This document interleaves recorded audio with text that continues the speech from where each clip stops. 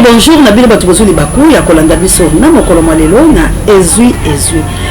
Ezali bongo branche moko to chano CA du Congo, la chaîne à Libération, epai oto Rabakongomani, epai oyo to panzaka to sasaka, epai oto belaka moto ya papa le moloto ekita ezikisa misala nyonso ya baloka ye kolo Congo, epai oto concertezaka to sensibilisaka to mobilisaka to salaka éveil patriotique, epai oyo tolongolaka peuple congolais na bolema epai oto analysaka ensemble epai oto tchaka litono na nzete po ete tobenga yango malamu epai oyo tolongolaka vraiment peuple congolais na bolema esika oyo tosalaka mosala ya Jean-Baptiste epai oyo tolaka bongo basinzili mpo na kobetaka mbela koloba ete ntango ezali mabe totelema biso banso po ete tobundala ekolo wa biso epai oyo totelema ferme fidèle kola bakuki mpona kozela liseko ya République démocratique du Congo epai oyo tomokundolaka maloba ya nkoko na biso oyo aloba na biso béché fouillé ne laisser ni place que la mer passe ezui la monte religieuse bandeko balandi video oyo nazokundola bino yango mpona kotelesa bino boni bolingo ezali kati na batuti bali bongo na kati ya République démocratique du Congo balaki na mwa nyungu na boka bwani bautola batuti kasi basali makasi ete bamisanga na kati ya mabele na biso bakoma force moko po bakombattre biso ndenge lelo bakosala na kati ya République démocratique du Congo tango ngalo tokolala kabula l'homme puissant vidéo.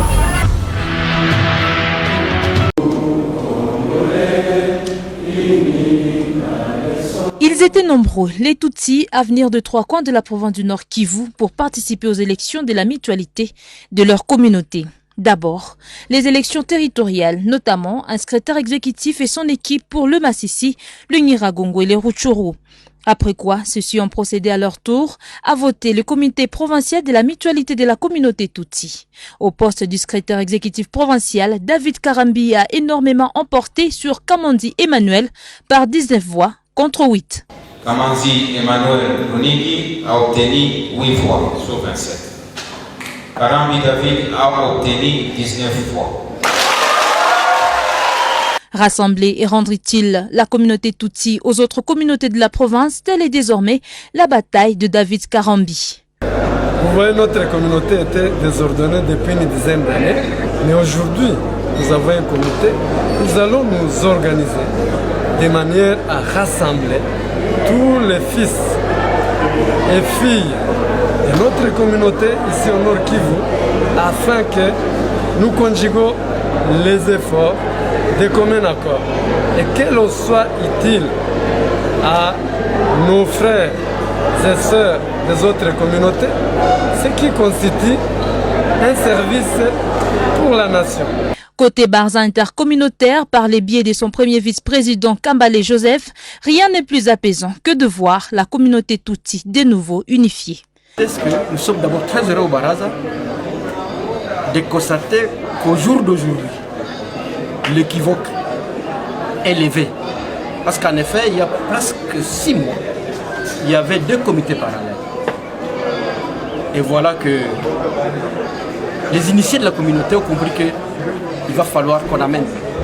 toute la communauté dans une salle au Cap Kivu pour qu'on lève l'équivoque. Maître Ali Kabengera de l'activité ne cache pas sa satisfaction de voir les votes passer dans un climat de calme et de collaboration.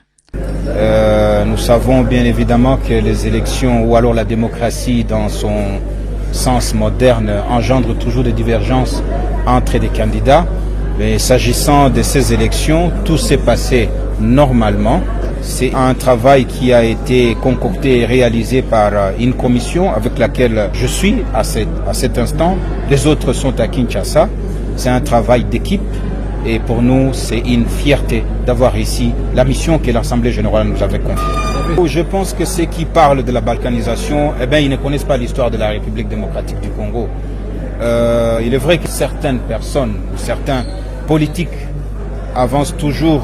des accusations infondées portées sur la communauté Tutsi en disant que nous serions des acteurs de la balkanisation. Et moi je vais leur poser une question. Qui était là lors de la création de ces pays? Quand ces pays étaient en train d'être constitués par les colons? Qui était là de nous Congolais? Qui était là? tous les jours nous disons Mboka Bakoko Batigela Kabison. Vous pouvez me citer un seul Koko congolais qui a participé à la création de ces pays? Nous sommes d'abord Tutsi avant d'être congolais. Le Congo nous a trouvés, le Congo est venu vers nous. Nous sommes Tutsi, nous sommes fiers de l'être et nous appartenons à la République démocratique du Congo. Nous sommes congolais, nous n'avons pas besoin de prouver que nous sommes congolais, nous n'avons pas besoin de nous justifier. Eh bien, si il y a balkanisation, ce sont les ancêtres qui peuvent le décider. Croyez-moi, il n'y a aucun Congolais qui peut décider aujourd'hui de la balkanisation de ces pays. Tutsi soit-il. Mais si nos ancêtres, ceux-là qui ont créé ces pays, décident aujourd'hui de balkaniser ces pays, eh bien, vous le connaissez bien, nos ancêtres, c'est les Belges et leurs sociétaires. S'ils se décident aujourd'hui de balkaniser ces pays, je ne vois même pas celui-là qui lèverait sa main. Parce qu'il n'était pas là lorsque ça a été créé. Eh bien, pour nous, c'est juste un faux fuyant. Nous n'avons besoin que d'une seule chose, vivre comme tout le monde, dans la paix, sans être stigmatisés. C'est tout ce que nous voulons. Nous voulons vivre comme toutes les autres communautés. Et nous ne vivons pas mieux que les autres. Le même problème que les autres communautés, nous le partageons. Les routes, l'électricité, le chômage, nous les partageons au même titre. Les Tutsis n'ont pas de privilèges. Nous ne sommes pas dans un pays qui octroie encore des bourses d'études, des faveurs à sa population. Il n'y en a pas. Tout ce que nous avons, nous travaillons d'arrache-pied pour l'avoir. Et donc, nous récusons ces accusations infondées et nous conseillons aux gens qui continuent à nous accuser de venir ici. Ils se rendront compte qu'ici c'est chez nous, nous y sommes, nos parents y étaient avant que les colons arrivent et nous continuerons à y exister, qu'importe leur sentiment de haine ou de discrimination. Une occasion comme celle-là offerte par le numéro 1 de la République, c'est-à-dire le président de la République, chef de l'État, ne saurait échapper à la communauté Tutsi. Vous savez que nous avons plusieurs problèmes qui nous guettent, et en particulier nos frères qui errent à travers le monde comme réfugiés au Rwanda, en Ouganda, au Burundi, aux États-Unis, en Europe. Eh bien, nous souhaiterions que nos populations rentrent au pays. Ça veut dire que nous avons aussi plusieurs desiderata, que si l'occasion se présente, nous ne manquerons pas à le présenter au président de la République. Maman missionnaire, Mbote Labino, Zambé Apambo Labino, na plus Trondé, Anita Babay Fukuro Moto, Bakoko Lumumba, Zambé Apambo la Big Daniel Ngenda, Apambo la Petit Frère Zola, Apambo la Chabienne, na Akene, Maman Sociale, Maman Yabalabitiki, Apambo la Kilame, plus 49, Bokero Kone, Fampekato, Dieu de Talotake Tumba, Apambo la Bokulaka Boka, Apambo la Bakulaka Banso, Apambo la Bandikola Banso, Bisaka Binso, Ezoni Bango, Papa le frère de Maman Clarisse, Namboka le passe à la Inoyase Ante Live. Je me qui dit Maman Vava, Apambo la Papa Mikael, Apambo la Maman Célestine, Apambo la Mana Nangana Kunya de l'Angana États-Unis d'Amérique, Apambo l'équipe pour la télé États-Unis d'Amérique, Apambo la docteur Ngola, docteur Nangana Zoluka Bioma, Kass la Papa Hervé, Apambo la Ngamo continent Angleterre, Apambola les grands professeurs Achille Mave, Namolonga et Mireille Mave, la Mboka et Namoko d'Angleterre, Apambola John Libato, mon grand frère propre, Apambola Bino Banso, Guy Roche Tamutunga, Apambola de Bruno Mona mère, de Bruno Yangana Autriche, Désiré Botuna, la maman Elisabeth Botuna en Australie, la papa la G3, na South Africa, Guy Lopinga, Père Doubela, Nana Lupinagi, la merveille équipe de cet apôtre Doudou Sambi, apôtre, Mbuta, des États-Unis, Motolangana obengo ya matin saka neto yokalaki apambola bilo banso balanja ye kolo Congo apambola bilo nyoso balanja océan de la presse nationale libération la Dauphine 50 NCCL apambola yo achilonté la France apambola alino moke monseigneur Yesu yankolo hollandais noir moto mo prêtre nazali ko yebisa bino li insérer problème makambo to koloba lelo tout ça non pratique ou bolamu bolandi vidéo de bolanga mais au marque le Canada la République démocratique du Congo de Kolanga qui écoute professeur ya Mindele en France ils allaient passer oyebi lelo ntango tokopesa bandakisa ya Sénégal botala bango nde batelemi tokopesa Burkina Faso tokopesa boye bandeko wana batelemi eloko esali bango bongo ya libolingo batali komo nyoko ya bango ya bana na bango ya lolenge bandeko na bango bakobika balobi te makisala sakali na biso yeto teleme pe tomoni ba police ya ba fabo ba continue kambola bango ba programme angolano on dit à botarde bono etebe watu bolanda biso en direct ya bebereko beti makofi mandomba bandi na bandeko basusu pe mamour d'Angola la mokitene Florence Makongo bandeko langa ba kongomani bia chante ya yo yango wana ya ndeko ba kongomani tozala na ino bato na likambo litele ko wa biso Kongo oyebi ekosala nga pasi na motema kotala ete baninga basusu bamoni ke oyo azali mokonzi ezala bato baaki de pene balobi te ekamboli ya mokonzi yali malamu te ale tolongola ye na kiti ya bokonzi batali na intérêt ya peuple mais biso awa tokonyoko pasi mpenza ebimi ti na lutu nango oyo moto akoki so kotiala jolo te papema mais tokoka bwana tokofingana tokoyinana na likambo ezali ya bosolo est-ce que ngai na opeya tolika malamu kongo yali malamu ekolo ya yo ezali malamu kongo bomo bato kokata koviole bandeko langa tomonaki likambo alaka na este mais awa na Kinshasa ekosalama na Kinshasa bobenga bandeko la bino soki ebandi kokoma 20h mokili ekoyi molili po oyebi te esika nini bakoaleve oyebi te esika nini liwa bayokutelo bakoboma yo bosiko boyebisanga bato batamboli na lobangi ya bongo mpe totika eloko bongo komela biso na bandako yali na misuku bautaka misala mituke yali te akoma na ndako 22h maokota te bana mpe bakokela bitelo bamituke yali te ya leta esengeli bango mpe bazwa babisi wana mpe komi mabe ba 207 wana bato bakomi kosalela yango misala mabe makambo ya bamoto komoyiba bamoto koaleve bato na bamoto bato bapini transport ekomi siko okobanga otambola mpe makolo okokoma ngonga nini okokutala bobele na bato mabe mais entre temps moto aza censé ya kobikisa bato ye moko akoloba balingi balevenga Salomo Escadela atambolaki na minduki bandeko la ngai base oyo bauti kolakisa bino barwandais basala bayokani bayembeli bino mpe debu congolais balobi ke baza bakongomani na mabele na biso bomoni morphologie ya kongomani aza wana mpe bango batelemi basala lingomba na bango bamitie baprésident banini boyokani na bango ezali bamundisa kongomani mpo babotole mabele bazali kosala réunion wana na Congo bamilobi bazali bakongomani ya Uvira, ya Manono, ya Masisi, ya Minyembwe, ya balobi bango bali bakongomani bayembi debu congolais basangani boye lisanga sika babanda tio wana kala pe bakomi ebele bamikabolani bamibotani bamikotisani bakomi sikoyo koboma bakolo mboka bayeli na politike somba mabele divise bato likambo ezalaki lokola likambo ya kosakana conflit ekeyaki ezalaki moke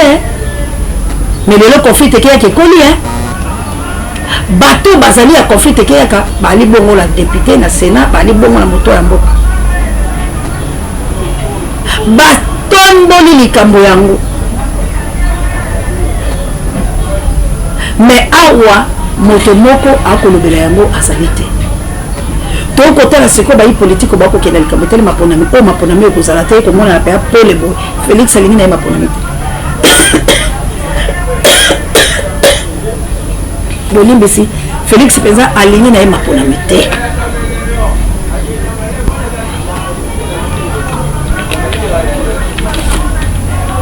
bolimbisi mo moke bandeko balandi Félix alingi na ye maponami te Félix alingi santa tomoto mbele akufa libonga wana oyo babongiselaki ye oyo esalama mpona ye lokola ye azwi yango moto mosusu akozwa te iyo topesa ye ta kopesa kasi kongomani okobanza nini na ntango oyokomona makambo abo tolingana lelenge oyo apesa biso témoignage ya maye oyo ya biki Kabila l'homme puissant. Na utaki mokali na zoya na ndaku na komi na nini na Pascal tozalaki na grand frère qui était kita na moto na moni kaka moto kanga na sima ya kanga na sima atala boye na moni boye éclaireur après abengi baninga na bango ba policier baye bakanyi ngai nga na tuni bango parce que bokanga pona nini bango baye psinga ni kote kutuna vitu o que le bagnon sur la wapi na suicide grand frère pa sangete ko le belo côté yo oza kuluna te to kende kuna o que tu na soki bakmelo pona nini to komi ko kenepe to zaki na camarade moko azaki na leki na ye azaki futa mongo ya minerva la leki na ye bakanga kiepe ya to komi kuna na espangete bon na samba kasi bo sangelo bokangeli ngai na komi go samba pe na tuni bango bon naza kuluna te bomoninga tatouage te iloko moko te na uti kotala grand frère azali maladi na komi go zonga bokanga pona nini bango ba yebsinga nigete ba pesi biso lettre na district ba yeso kanga 60 personnes. Il paraît ceux qui makamba basala qui marche ba zokisa ki mukonzimo kuna ya mwana siko ba yesi bango kete bakanga 60 personnes. Angwana bakangaki biso 11 personnes et de komi kuna te kuta sub de na 4 loko 13 angwana ngana espangete bon 60 personnes biso tozali bakuluna te bino bokanga bakuluna bino ngana na fana na ngaba na fandi buite na mupaya koto bon ba epsinga ke bon yo makamna to kutola nango sima biso tola na siko ba oyo ba fani mpanzo koto po bangonde baza ba victime ya makambwana ti ndenge na swana commandant na seke bon ça va pesa ngai mbongo obima ngana se bon minute na mbongo te moto zana ngoto futi moto mo c'était okobima boyende ngini nazaki na 4000 francs na pesa ye bango na ndenge to bima ki ba na ebite ba camarade batika na sima ceux qui ba ma bango district kango ceux qui basala bango ndenge na EPT et na ko zonga na commune ndako ba 18h na ketena bima prince na bima prince na kutana mama ya camarade na ngai na camarade na ngai na Mukongo na bengi mama ngasi ko na ba kete camarade parfois azobe la route hôpital na kena tuna be ba levaki banda samedi ba obwaka e mardi kaka ba assassin ba bengi na téléphone ba bengi mama ba sekete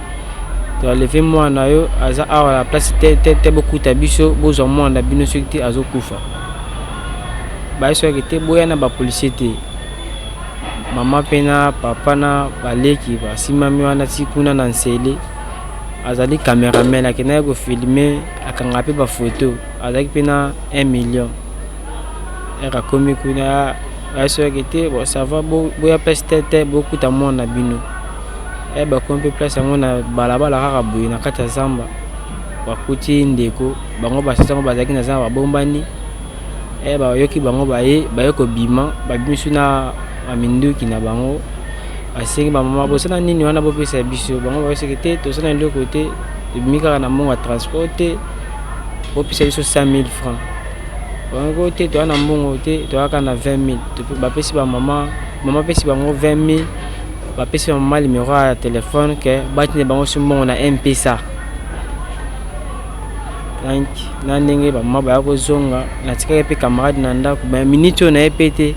ceux qui pe akobika to akokufa message na posa opesa yango wana elenge oyo aluki kabuya alobi na mona kabino bobunda ke tumba ngai na ndeko la ngai to uti na liwa esengeli kabuya na loba la micro ya aussi a dit mais ami bombelo ngi pola nini alobi na yebite to lobi ba ko esoko kanga pour gouvernement oyo ezali soko tambole loko lobo kopekate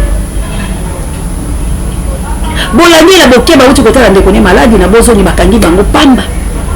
pona nini so mokonzi moko ba bundisa ki alobi fubo kanyela ye 60 bilenge bokanyela ye 60 bilenge na sana bango nini siko mutu ya bunga bako kanga ite yo pesi injonction o pesi bobogo bakangela yo 60 bilenge avec la 60 bilenge na waposo ta lef mezo sana aussi ota mabeza ni ko sala na mboka ba ko lever bateau c'est que dans nzela ki ngasa ni bako kanga bikanga kanga ti bako ka 60 ba pesa ali ya bango la motalaka asala bango nini e banete bango babiki ko bika po ete nzambe tanga zaka na moto wali moto mabete asala kana yemo sala batiki mais baya ko soka na ndako ba kutiri susu moko na bango asala ka mosala bilo kwa bakabuya ba benga kiye ake ko sala mosala meye bolandi wana ba lever bango ba boteli bango mbongo pe ba yebisi ni bota botala lo lenge nini mboke komi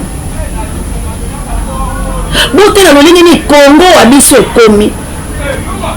ni bota wana to bengi yango poto ni ko sonde ko ya biso ba lobi te ba boy po nini ba ebite soki alobi lobi so ba ko sala ni botala lo lenge na kacha capitale ville province Kinshasa insécurité komi kasolo musana bango nini ba ministre intérieur musana bango nini ba ministre ya biso ya o ba che bango belebe ni sana bango ezali ni na mboka Kongo banani bali kosala biso makambo ya bo yali bakonzi po ete babatela bokonzi na bango oya bolema po ete bateko komboko ya biso epai ya baloki banyoko ko biso yango tokosenga na bakongomani ntango ezali ya kolala te ntango ezali ya kotelema namoni lelo na bareseaux sociaux likambo ya Fally Ipupa elobani ekolobama ekosala bemission ekotalama bachaine bali koteka bali kosabone bateki Fally sikoyo na news oyo Fally a créé na ye na bana na ye yali problème bona mérite Fally alekani epai ya ndeko na ye abeti lisolo ya bala et pas ndeko na ye. Vous comprenez que moi litani on a cela bino que Fally à comprendre que na échoué pour la bala langa et sengé na lela Fally aleki ya mona TVT et puis ya bapanzi sango ya solo te posa ki bapanzi sango solo bakotuna mituna elongo bani Fally akotuna bapanzi sango mituna bapanzi sango ako yanula bon moi te que ali contre déontologie biloko biso faut comprendre que mutu alinga sakana na biso mutu alinga mona biso lokola babolole pour y créer moi base na yemo ko boloko ya bala ba ko yoka te ba créer yango ba so ko ba bolé ba distraire biso politique ya ba Rwanda pour na koloba biso makamba Kongo te lelo lisolo zaka Fally lelo zaka Fally na ba chaîne zaka Fally na ba YouTube zaka Fally na ba social na bilo kule be Fally na ba Facebook na ba TikTok na ba Instagram et bobele Fally Fally a créé son propre histoire. Vous croyez que Fally n'est pas ça na ba ya Kenya mwana kitoko le kwa Kenya wana Fally dit que mbongo ne c'est pas moi na abi veste abi faut croire que Fally ko lo babana na ba kende ka bo bobale mama bango atende za millionnaire bozala mbongo le belé papa wana so bana wana ka bongo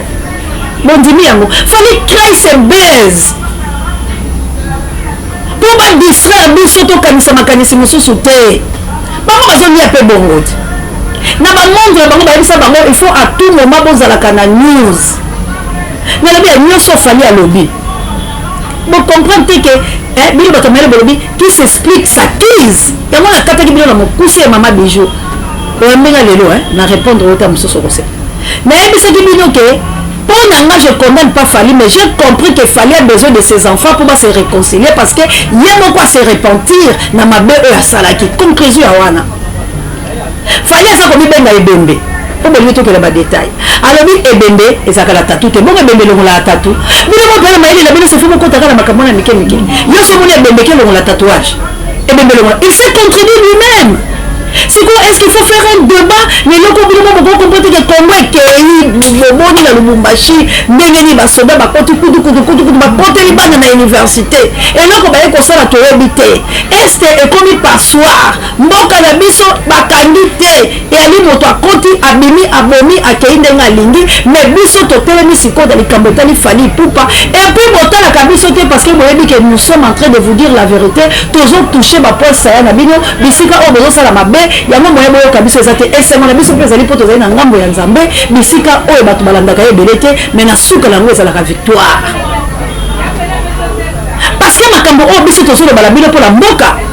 lokola congolais azosala yango te tondimi ete mboka eza dirigé par le diable mais biso toyebi ke sachele qu'il a perdu temps parce que notre père asi atelemi mpo ete biso tolonga mais ça qu'on voit que la biso sort ma maladie incurable mais Nzamba ko délivrer yango parce qu'il est Dieu le tout puissant Nous sommes puissants, mais lui, il est le tout-puissant, le créateur des cieux et la terre. Congo et Seigneur, ils sont bon séminaire, mais c'était pas Kabouya, mais Kabouya Mandeko.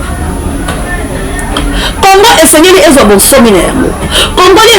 et Seigneur, Bika Malam. Congolais et Seigneur, c'est la Malam. Donc, ça dit que la camatérique sociale et congolais, comme il dollar, le nom, le moteur pour changer le lien, Kassibandeko, Binobo, comme on a Kambo qui est Malam.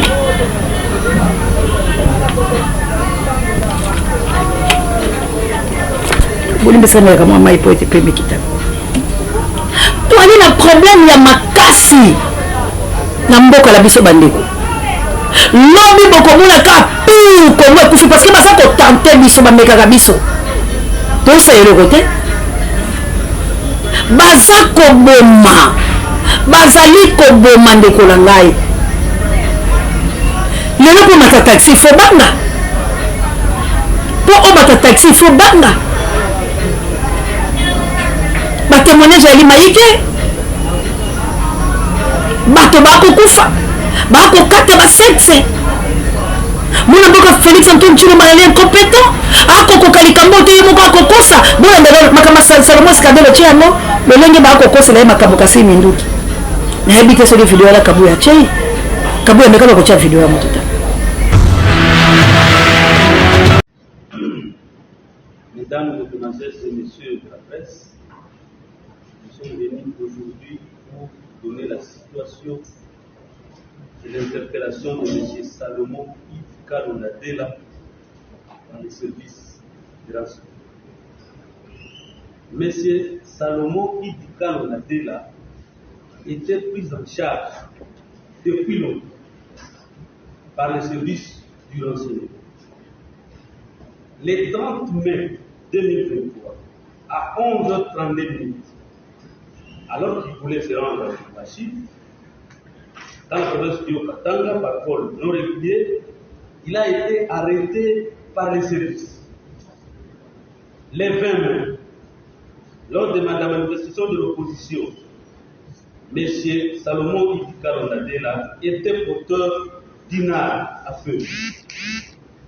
Cet effet militaire était tombé en pleine journée avec les éléments de police qui l'ont rapidement ramassé et saisi. Il s'agit d'un pistolet 9 mm, numéro CDPN 33 30 46 46. M. Salomon Kalonadela s'est permis de se faire sécuriser sans autorisation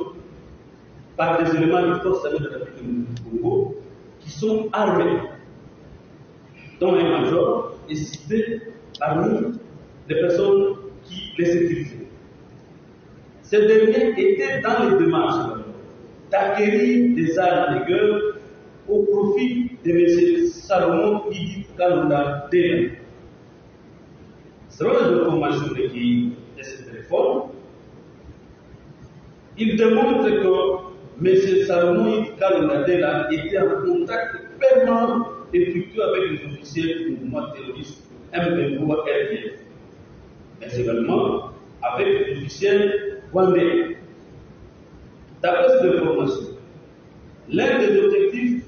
était de renverser le régime en place en République démocratique du Congo par tous les moyens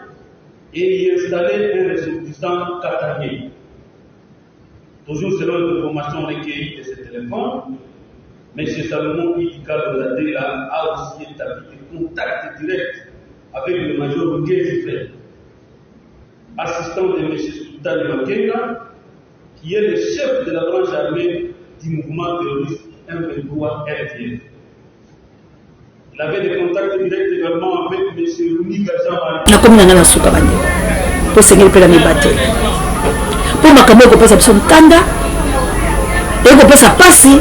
na tango kongomani akoyebele ko ya lingite na tango bakoya koyebisa makambo solo kongomani amikangani botala neti likambo bakokosela Salomon Skadelo bazokosela ye Salomon sai likambo yote eloko ta atamboki na mindoki te atamboki leloko te ayaki leloko te mais lokola bayebi que il faut toi affaiblir opposition mais opposition ezala ya pete comment on peut affaiblir yango lisusu opposition ya pete bo affaiblir à mon ndenge peuple congolais bisonde esengeli to teleme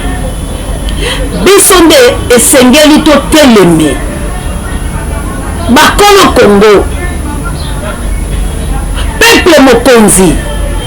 to telema to bunde tumba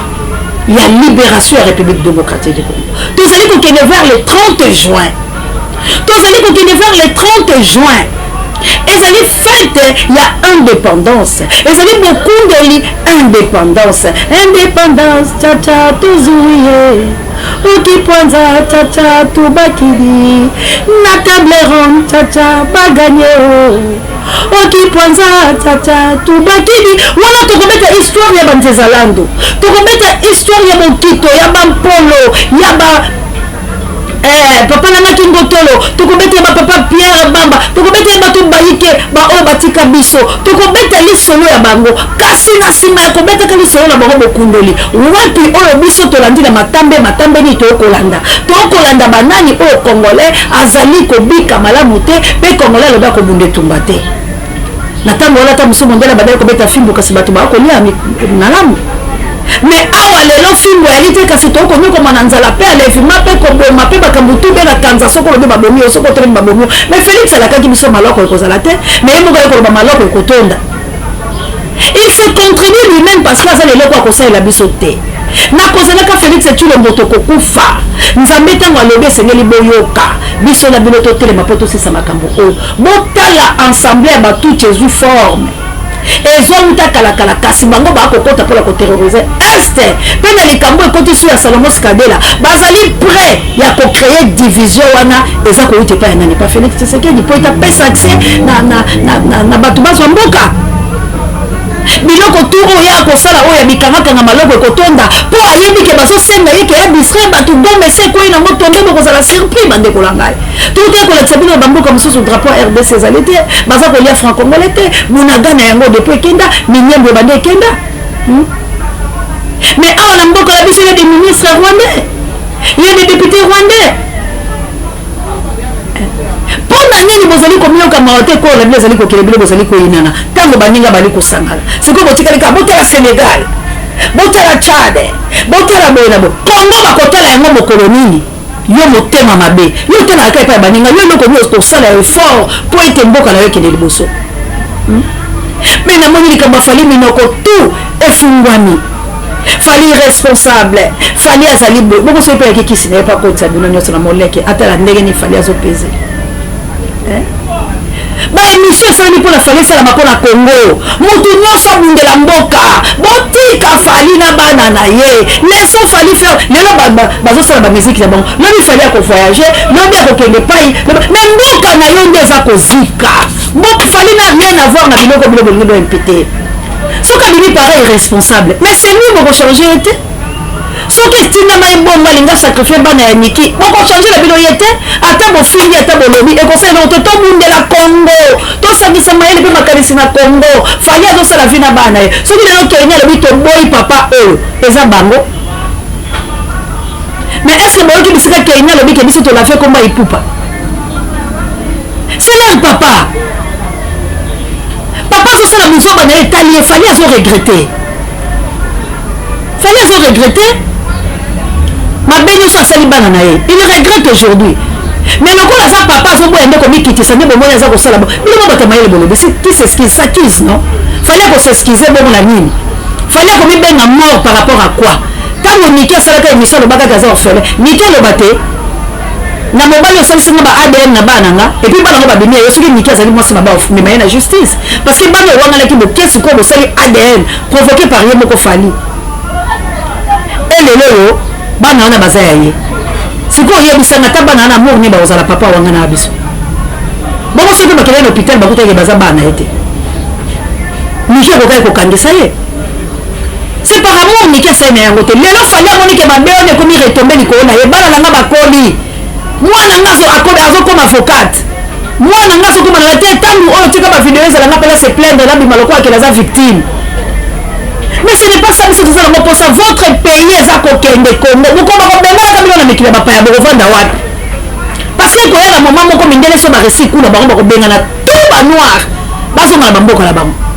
baninga baza komunda bamania baza komunda basénégalais baza komunda baburundais baza bato na bato bazobunda mpona ni mabele na bango soki babengani bango lobi bazonga mboka na bango efuluka mais ya biso distraction likolo ya distraction nazoyeba te mpenza eloko yango ezali nini sikoyo bachinois ngo mpe bazali kobakisela biso kabilo yango bakokangala batiktok yango te banini yango te po tobundela mboka na biso na solo. On dirait que c'est les Congolais on a majorité à bêtiseurs na ba réseau mboka eza kokufa na baga fali apose bino atindeli bino babaiwa wana ye atindeli bino besokoji bino tu bokomi bela mayele bolati bobele bilima wana bokomi koloba entre temps mboka na bino eza ya kozika ya kokufa na temps omosala bemission ebele ya éveil patriotique partout na ba réseaux sociaux botelemisa peuple oyo ayebi te boyebisa mboka na biso ekufi totelema tolongola Félix na pouvoir totelema émission comme Kafal, il est pareil responsable. Il a accepté ça, il a tout dit. C'est comme au Kataï. Bon, on change ça.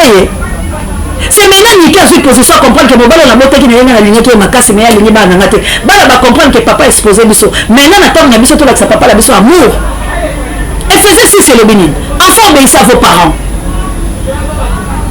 Et ça mon beko ya yambo. Pour vous mener la vie. À quitter la salle bénin. Parents vous aussi aimez vos enfants. Bana efali baza na droit à respecter papa la bango et papa za na droit à kolinga bango soki bango nyonso bakoyi na mobeko efésien bakozala puni bino bakasi nzambe aza zoba akopunir fali na sens ya responsabilité na ye oyo abokopesa bana ye bolingo akopunir bana na sens ya impolitesse baboyi kotosa papa na bango e bana bakozala longue vie te botika kolakisa bango plutôt bopesa bango baconseil eno bainsulte ezoleka na réseaux sociaux c'est le temps tomunde la nation eno bafali pupa fait sa carrière fait sa vie lobi sikoyo so tomoni fali pupa na bakenya bafani après bosali so baémission moso akokomisa bango je ne suis pas contre na opinion mais je veux baémission oyo etoki sikoyo mpo na fali moi je veux que totokisa yango na Congo parce que bainsécurité eza na mboka bozala bandeko a na Congo bozala bafrère a na bakongo bosoutenir biso mpo tobunda etumba tozali so na ta ya bamarche nyonso tosali esimbi te nyonso tosali ezosimba te alors fin na biso ezali soulèvement populaire yango nazali kosenga na bino bandeko na nga faire vos émissions ezali bien multiplication yango ezali malamu kasi mpo na mboka na yo nzambe akotona lobi balobi maudit toi l'homme qui se confie à l'homme. On se confie la famille il est un homme, il est mortel. Il fait sa vie, il fait sa carrière. Mais maintenant, par rapport à ta nation, par rapport à ton pays, oh Seigneur, Pambola ba Congolais, Fongola ba Mumisu, Batalata Oto Komi, qui s'engage Babunda, pour nous revendiquer nos droits. Pour nous dire non à BDC aux Olekala Congolais. Pour nous dire non à sortir de massacre, théâtre politique. Oh, ils sont seulement à la Kachamboka la Besso. Ils attendent tout Congolais, font la mise au pâté de Mabondelo. Tout ça, la conférence de presse, il y a Mwanamboka. Les messagers, alors Jérôme, ceux qui nous ont pas dit que ça veut dire que beaucoup d'entre na en direct na océan du Congo, beaucoup d'entre eux pour la babitane de Moussou, pour être tous appelés la posa, pour soutenir Bana Nzambe, au besoin de vision, il y a Kosunge Koloko. Bana Nzambe, au besoin sentir que tango koki, mokeli a bengi bango pour babundela mboka. Chaîne où ils allaient à Bino, pour les chaînes de libération. Boya, tout ça là, tout le monde la mboka la biso. Taya kosakaneza teza taya soulèvement populaire. Pas ces ali bande kolangai. Pas ces ali bande kolangai. Souffrance ces ali celui to la tibile bisika mososo boko lingate koloba pourquoi la botama congolais. Mais Nzamba ebaki pona tinda ki congolais. Nzamba ebaki pona ni noza congolais. Nzamba ebaki pona pesa ki okita. Mais tango kokinde kolangai. Bana ya Nzambe totelema poite mabele oyo ekosikolama na bana ya Nzambe ya solo ko basala kosala Nzambe na bosolo. Nzamba pambola bino merci na Kabouya l'homme puissant ne change pas l'équipe qui gagne. Merci na Gloire Ngoma Misapi électrique. Merci na Papa Dieu directeur recherche stratégique pour ça nous conduit pareil bien monsieur la biso. Big Daniel Ngenda biso Banso to bondele ko biso partout aux amis. Partout aux amis.